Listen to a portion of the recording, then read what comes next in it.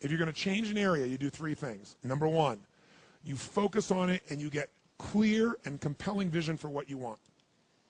If your body's not where you want it to be, I tell you there's one simple reason. It's not your focus. No, I focus on it. I focus all the time on how fat I am. No. See, if you focus on crashing into the pole, trying not to, the more you try not to, what you focus on, that's where the energy goes, that's where you go, right? We all know that. But what people tend to do is, I'm saying focusing on what you want, not what you don't want.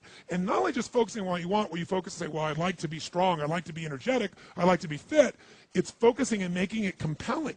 If your only reason you're focusing on it is like, well, I need to lose some weight because I feel fat, versus I want the energy to burn because with that I'll have more passion, more aliveness, I'll be able to impact my children. I'll be able to, I'll be able to take the business to another level. I'll be able to have fun when I'm stressed out and tired. I'll have creativity flowing through me. You can't just focus on it. You got to create a clear and compelling future in that area that will pull you towards it so you're not trying to push yourself. If there's an area you're not improving in, think of 3 pillars if you would. Pillar 1 is get focused and clear. What's compelling?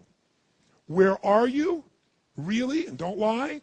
Where do you want to be? And make it so compelling you can't help it. When you wake up in the morning, you want to transform this area of your life. So the quality of your life already is better just because you are so excited about what you're after.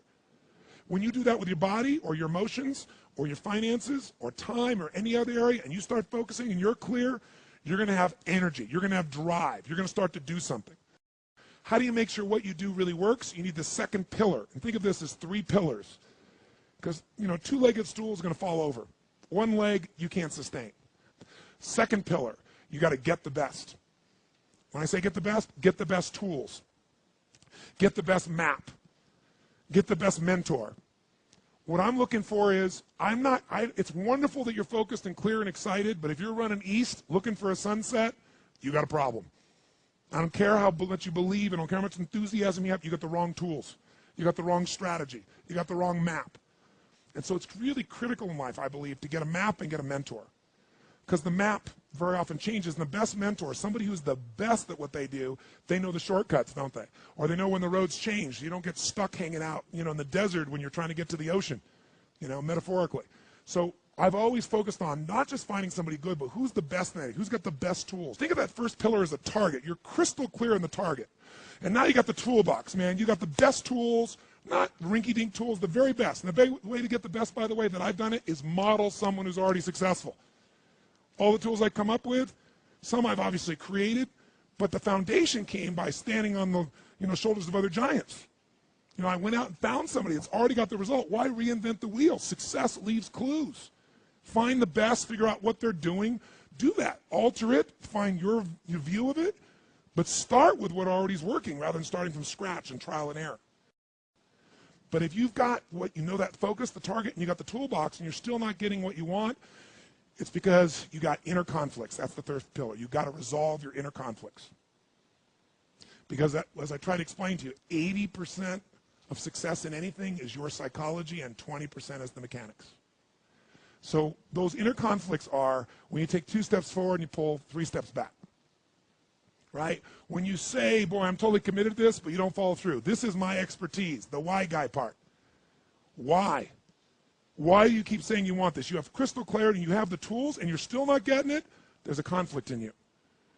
You want to be totally successful, but you're afraid at some level that if you are totally successful, you will not be loved. You'll be rejected. You want to be in a position where you have total free time and you want to build a billion-dollar enterprise. These are conflicts. You really, truly know you got the tools and talents to make this happen, but a part of you doesn't think you deserve to succeed because of something you did at some point in your life or something you made up. Or you think making money or being successful economically is not spiritual. And you're committed to being spiritual, and yet the other part of you, it's the inner conflicts between fighting parts. So what do we do in this third pillar? Think of it as a vault we got to unlock. Think of it as unlock and unleash. That's the third pillar. The way you unlock and unleash is you identify the conflicts. You get clear what they are. So you may have total clarity, even the tools, but how can you totally unleash and commit when you're being pulled in 2 different directions? You say, Tony, how do I solve that? There isn't one way. You've got to get clear about what's most important to you today, not what you think you should do based on an old blueprint, an old belief system, your parents, society, your friends. Otherwise, you'll succeed and not be fulfilled.